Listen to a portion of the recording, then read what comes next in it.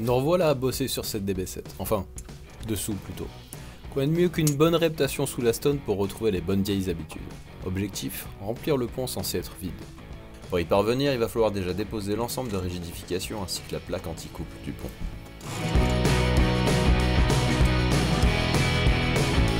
Comme d'habitude, toute la visserie est fermement serrée mais rien de foire ni de casse au démontage. C'est déjà un réconfort en soi.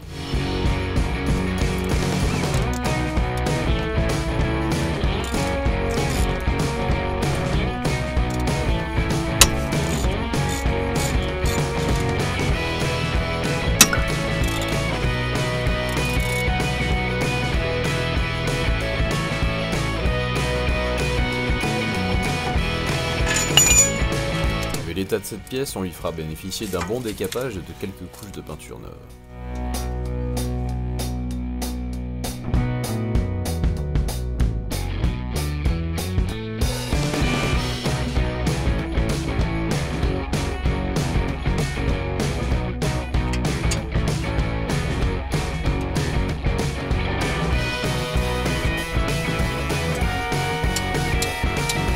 D'habitude, avant d'ouvrir la vis de vidange d'un pont, on s'assure déjà de pouvoir ouvrir celle de remplissage. Ça s'applique également aux boîtes de vitesse d'ailleurs.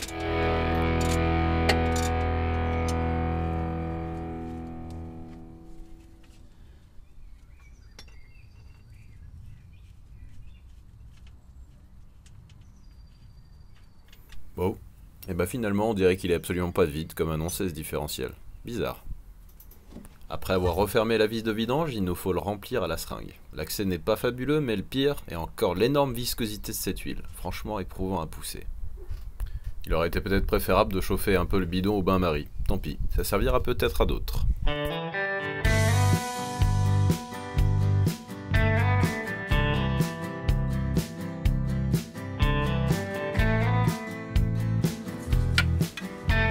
Après ce remplissage, on peut passer au remontage des catalyseurs.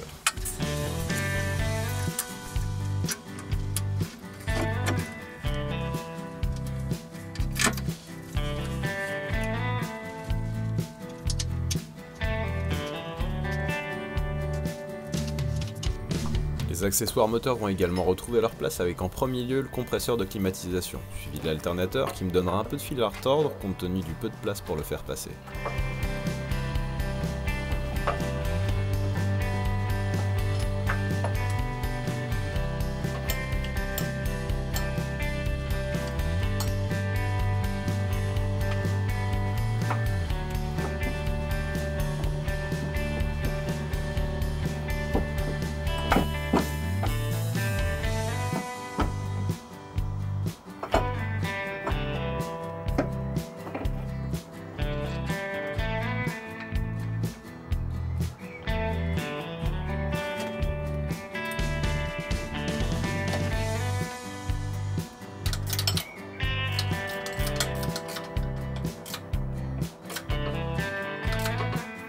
Et d'un coup de folie, je remonte les radiateurs sans avoir encore remis en place la courroie d'accessoires ni vérifié si ça gêne leur montage des pièces suivantes. Je devais être sacrément à côté de la plaque en fait. D'ailleurs j'ai même oublié de mettre une ceinture. Le con.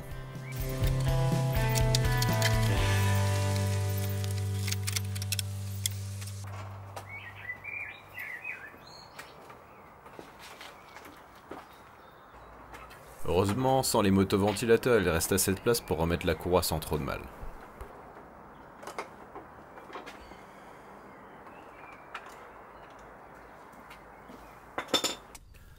Ah si, maintenant je me souviens pourquoi je m'étais empressé de remettre en place les radiateurs. Il fallait que je sois sûr du cheminement des canalisations de la boîte afin de les rebrancher à leur pompe de circulation. Comme vous l'aurez sans doute compris, il est temps de remplir la boîte. La procédure du manuel indique un remplissage en 2 étapes, avec quelques litres pour commencer.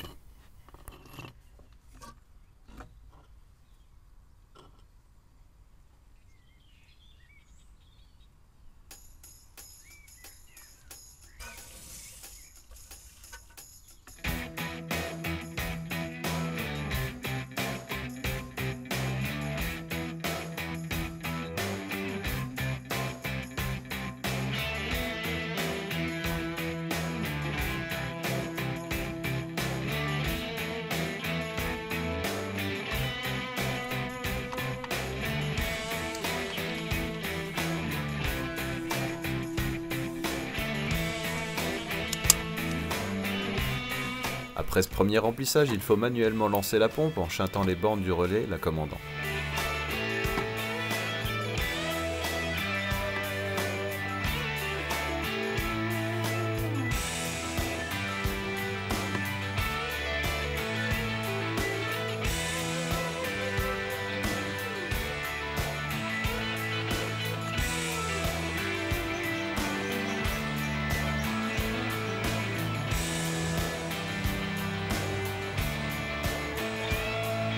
Une fois qu'on a fait circuler les quelques litres mis dans le circuit, il ne nous reste plus qu'à compléter avec la quantité indiquée.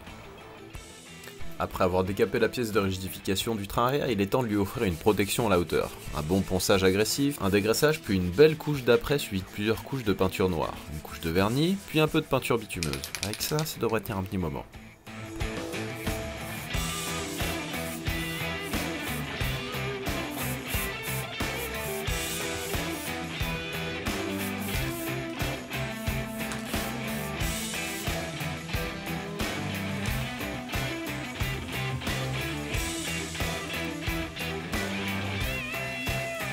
Cette fois-ci, on va gagner du temps et se servir de la clé à choc. Vu le nombre de vis et leur longueur, c'est plutôt bien adapté.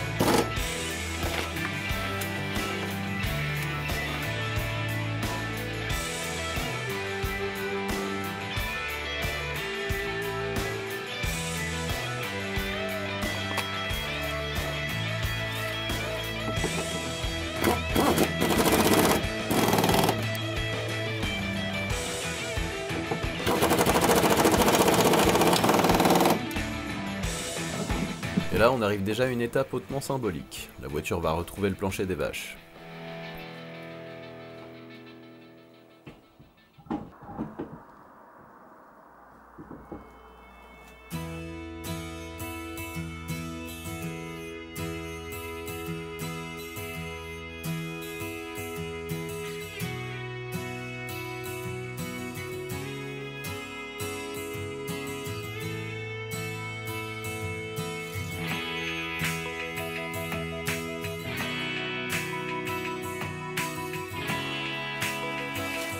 On dirait même qu'elle va se dégager de là où elle était parquée depuis quelques mois maintenant.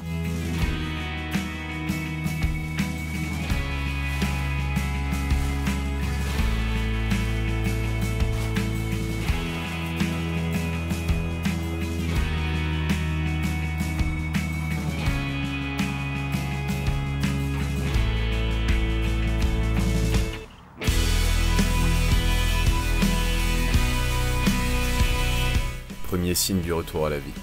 Pour le moment, sans lancer le moteur. On va déjà vérifier une dernière fois les niveaux et remplir le circuit de direction assistée sur le plat avant de la conduire en autonomie pour la première fois.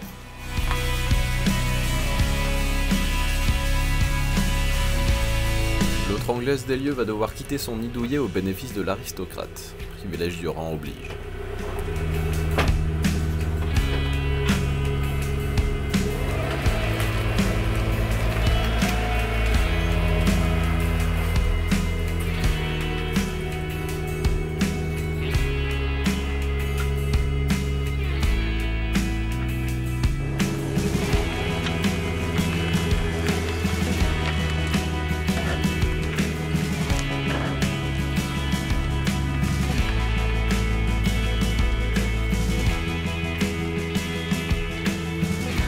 C'est l'heure H. J'amorce le circuit d'huile. Pédale d'accélérateur au plancher, la gestion n'envoie pas de carburant, ce qui permet de faire monter la pression d'huile avant le démarrage.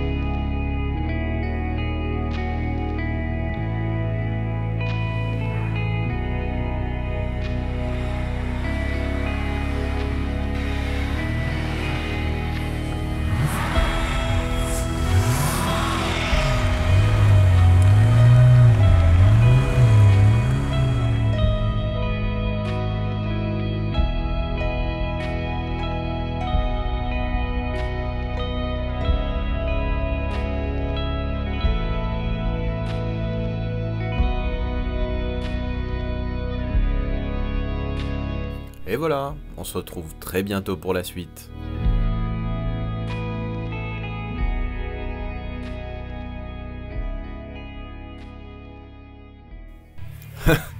Non, je déconne bien sûr.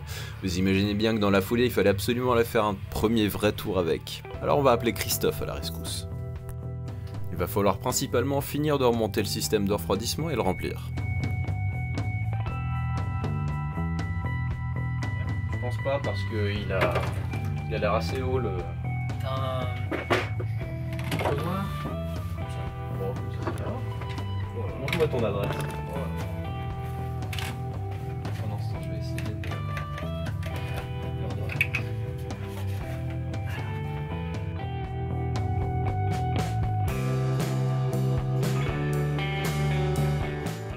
Après quelques jurons et de nouvelles égratignures, on est fin prêt pour affronter la route pour la première fois. Vous avouerez que, vu de cet angle et sans capot, elle a un aspect, disons, bestial.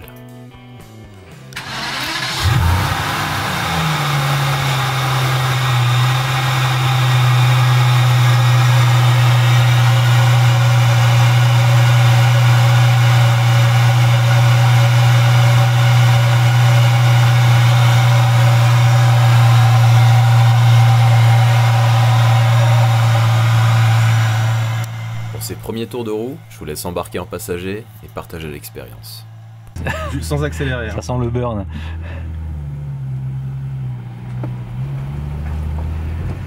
Purée. Ouais, ça va mieux que hier vu qu'il n'y a pas le ralenti accéléré. D'accord.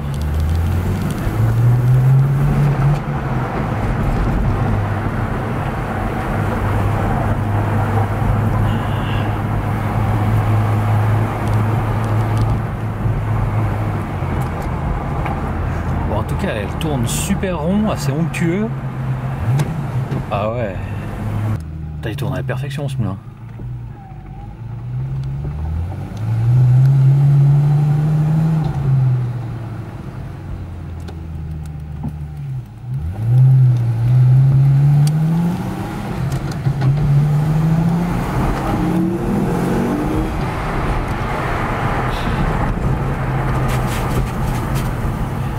On va vite hein, quand même.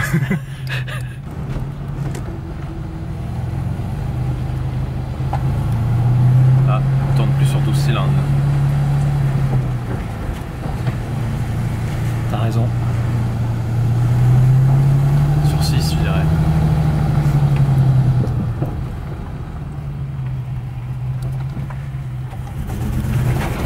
Plus d'essence? Hein? Plus d'essence? Sans doute.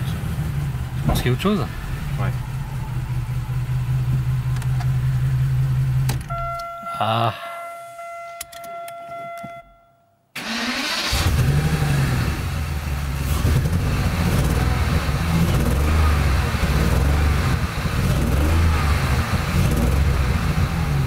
Après avoir passé en revue les éléments les plus susceptibles de causer de tels problèmes de fonctionnement, je m'intéresse de nouveau au contenu du réservoir. Rappelons-nous que la buse de remplissage était submergée par de l'eau avant que je débouche son évacuation. Et l'hypothèse se confirme. Il y a de l'eau qui reste au fond du bidon et qui provient manifestement du réservoir. Je vais donc continuer à vidanger et à filtrer pour en dégager le maximum.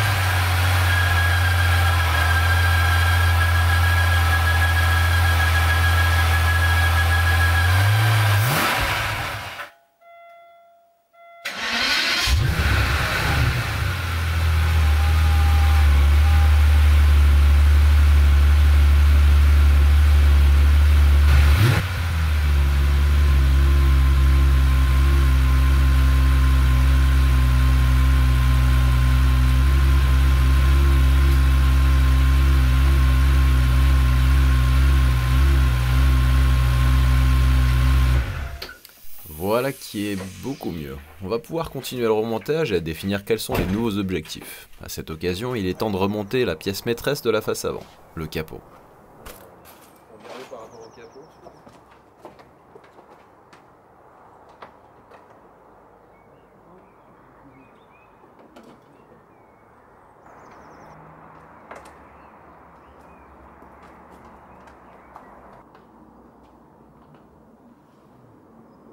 Pas le bloquer.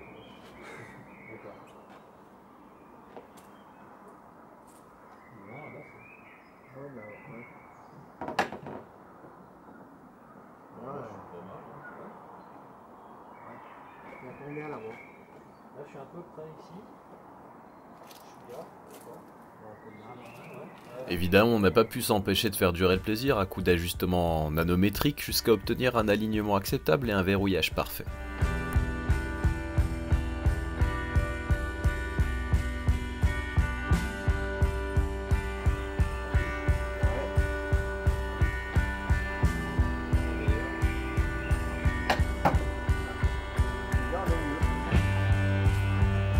Cette soirée s'est terminée par une petite séance photo avec 3 anglaises pour le prix d'une.